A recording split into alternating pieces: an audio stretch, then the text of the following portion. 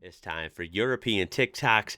That's right, we're looking at European experience with American culture. This whole thing will be linked down below, so you can watch the whole thing and enjoy their channel.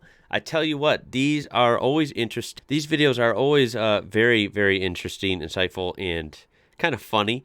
But then also, you got to take them with a grain of salt as well. Sometimes they're a little extreme.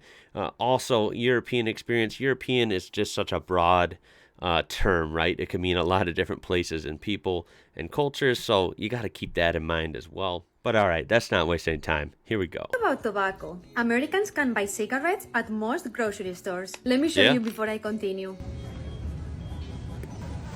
This was a huge culture shock for me because there's no way that in Spain you can buy cigarettes at the grocery store. Really? Spain, we have specific stores to buy tobacco. This is what the outside look like and this is the inside. As you can see, they only sell tobacco. Yeah, so here everything is like one-stop shop if you really want it to be. You go to a big grocery store.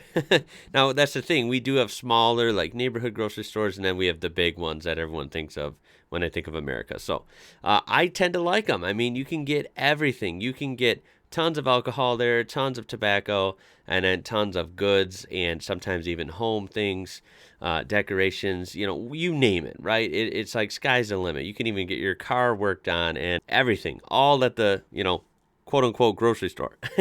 It truly is kind of crazy when you think about it, but I like it. I think it's cool to have an option to have everything under one roof if you really want it. But of course, we do have specialty stores too. There are totally tobacco stores all over the place that would probably be identical to the one she's showing here in Spain. There's liquor stores for alcohol. They usually might have a little bigger variety. So you kind of get your choice. If you want to go to a smaller specific store, you can do that here in the States. And then, of course, you can also go to a massive store with a massive parking lot and technically, get everything at once. Americans hand their credit cards to waiters when paying for their food like it's nothing. The waiters literally take your card to the back of the restaurant, runs the card, and then returns it later with the bill. The first time I ate at a restaurant here in the US and the waiter took my card, I was like, what are you doing? In Spain, we always use contactless cards. The waiter comes with a machine like this, tap the card, and that's it. So here in the US, how do I know that you're not writing down my credit card information? Why don't you do more contactless cards? I'm confusion. Yeah, that is definitely a little old school in my experience, right?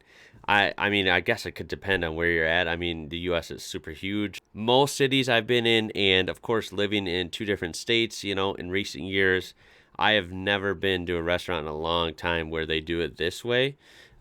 Usually, the restaurants will have like a kiosk, not like a kiosk, like just like a little tablet type thing, and it has a card reader right there, so you do the transaction yourself whenever you're ready. You can see the bill, do the tip. I know tips are very controversial, but the point is you can do tips and pay the bill and whatever at your own fingertips with no one taking your card or whatever away. So that's the way it's done a lot. Also, sometimes, like the last restaurant we went to a couple days ago, you get your food, you eat, and yada yada, and then when you're done, the waiter will bring a receipt or your tab, right? And then you take it up to the front of the store, and then you do the transaction like you would at a store or whatever. You do it right there, again, yourself, with a cashier, so to say. So that's been my experience. The whole them taking your card and walking across the restaurant and coming back a couple minutes later. Look, honestly, you hope most people are trustworthy. Thank goodness, I've never had an issue with that or anyone in my family that I know of.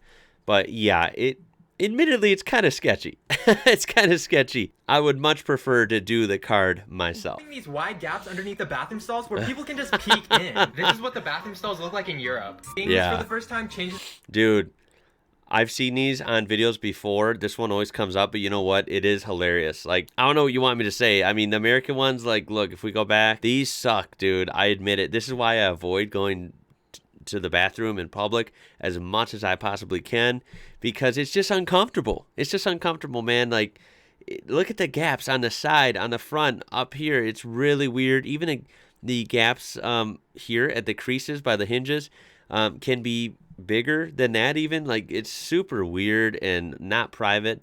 And then seeing these ones from Europe is like, oh, now that's what I'm talking about. That actually maybe I wouldn't mind going and using a public restroom so much. It's way better. I know there's reasons for this, supposedly, like to keep people from doing naughty stuff in there, to keep people from, I don't know if they pass out in there or something. I don't know. It's some safety BS, I guess, but privacy, definitely not there. People can just peek in. This is what the bathroom stalls look like in Europe. Seeing this for the first time changes the way you look at American bathrooms forever. Having American flags everywhere. Using the imperial system as opposed to the metric system. Metric system just makes way more sense. Oh, man. So I hate to be totally in disagreement here, but yeah, we use a mixture. We use a lot of metric here. If you didn't already know, it's definitely in our day-to-day lives. But at the same time, we're used to what we're used to. I tend to like inches and feet and pounds and miles per hour. I like it, So I'm kind of glad it's that way because I'm used to it. It's not about really what's better. It's about what you're used to. But when it comes to businesses or some situation where you're working with other countries, America would just have to work a metric because trying to deal with two different systems, that's definitely a pain in the ass. So I totally get it from that angle. And the flags everywhere one, that's came up on another video. Look, maybe I don't notice as much, but I don't think every house has a flag. I'd have to look for probably quite a bit to find one around where I'm at. They're not as common as people say. Not every house has a flag on it. That's kind of crazy. But, hey, if that's what people think, then that's what people think. I don't think there's that many flags here. And this sport's soccer. As much as I love football, this one should be called football. But in America, we call this one football because the ball is a foot long. This could all be fixed if we had the metric system. Leaving tips. I used to think this was because Americans were more courteous, but now I realize it's because American corporations don't pay their workers enough to live. Right. Having a million flavors. That one was one of the hardest ones. I thought as an innocent kid, like, we were helping them out. They were a nice, waiter or whatever. But no, I totally agree. The restaurant should be paying their employees. Why the hell is that my job to go eat, pay for my food, and pay their employee, basically, right? Totally messed up. The Oreos. Yeah, we have tons of Oreos here. That is one thing we have, yeah. Flavors of every kind of food. You see, America prides itself on freedom of choice, except when it comes to the You know what? I'm going to disagree with that one because in mail time and in some videos I've learned about food, dude, Europe, Australia, like you guys get so many different chocolates that we don't get. Like here we only have like 3 kinds of Kit Kats, and I think we've received like 12 or more different flavors of Kit Kat from Australia in our fan mail time. So we don't have more flavors than everyone else in everything. That's not true. Corporations that actually make the food, paying out of pocket for healthcare. In every other industrialized country, instead of taxpayer money going to endless war and corporate handouts, it goes to things that benefit the taxpayers, like healthcare and infrastructure. And their healthcare systems cost less than ours. You know what? Like I said, that one I really don't have an argument for. Healthcare here needs a lot of fixing. Number 1, wearing shoes on inside. Just basically we have carpet and we don't have grus like you guys do. Buying sliced cheese. It's a carpet, shoes inside, is that what he said? Yeah, that just depends. I take my shoes off the second I get in the door. I think a lot of people do that I know, but maybe he's talking about somewhere else. It totally depends. Some people wear their shoes all the time, so that one's a hit or miss. Really common thing to do in the States, and not so much here.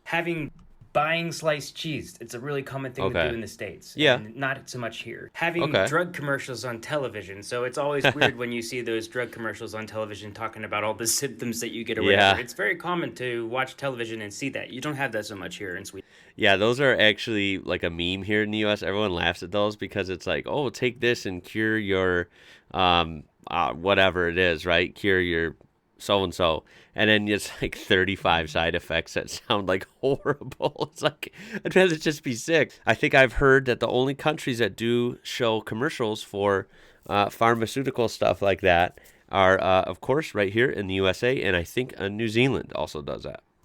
We didn't at all. Another one Swedes find weird has to do with the drinking age in the U.S. being 21. That's definitely a lot of strange things for people in Sweden to get. With that said, you can buy a assault rifle at 18, which is kind of interesting, I think.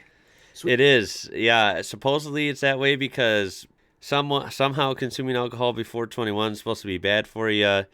That's what they claim here. And it's one of the highest drinking ages there is because I think most places are 18, some places are 16. Some places even 19.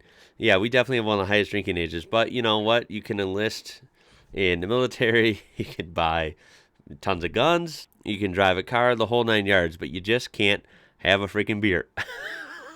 Swedish people would just find our gun laws to be a bit nutty. And final one is just the American attitude. Like, I find that everything that Americans do, and I'm guilty of this sometimes, is we do everything to the extreme. If I'm going to eat a lot of food, I do it to the extreme. If I'm going to do a project, I do the extreme. It's just very American, and it's like the exact opposite of Lagom. We can be a bit intense sometimes. Yeah, that is, I guess, quintessential American, right? Like, go big or go home. I don't know where that comes from. And again, not everyone is like that, but that seems to be a pretty somewhat consistent theme here. Yeah, go big or go home, have big meals, you know, big challenges, big projects that may be a little bit overdone, buying the biggest truck you can find to impress who knows who. Yeah, that's definitely a thing here. I can see that. Alrighty, there you have it. Some European experiences with American culture. This kind of thing is always fascinating for me, and I think for a lot of you as well. So I hope you did find some joy and some insight out of this. Cannot wait to hear your thoughts, your comments on this down below. Tell me what you got, and maybe about where you're from that might baffle some other people, or what about the US of A just baffles the hell out of you. Throw a like on there if you enjoyed, and of course subscribe to be part of this amazing community. My name is Ian. You're watching IWrocker, and until next time, y'all, I'll catch you later.